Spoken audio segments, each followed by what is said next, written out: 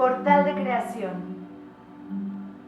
Espacio maravilloso que invita a liberar la imaginación, el talento y las misiones. Evocar inspiraciones, atravesar y ser lo ilimitado. Caminar sobre el agua, vuelo eterno, confluir en fusiones de universos. Poderosas fuentes mercuriales, profecías de códigos astrales, la alegría que fluye al invocarla.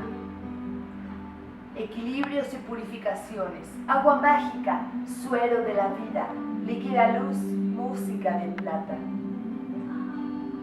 El poder de crear pulsa en las venas.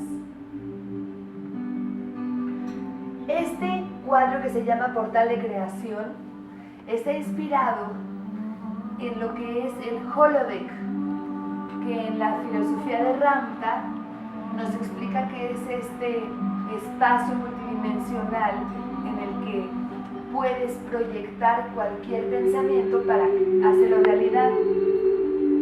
Este es un cuadro maravilloso que está inspirado y tomado de las fotos que tomé en el invernadero que está en Chapultepec. Ahí hay unas fuentes y es un cuadro excelente, ideal y perfecto para el área del trabajo, en el Feng Shui, si ustedes trabajan ese tipo de armonización en los espacios, porque tiene agua y tiene azul.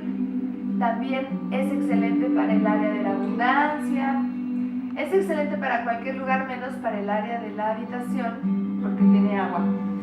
Y bueno, pues con mucho cariño seguimos haciendo portales de amor y de abundancia, que son espacios multidimensionales, poesía visual, que nos invitan a atravesar las realidades.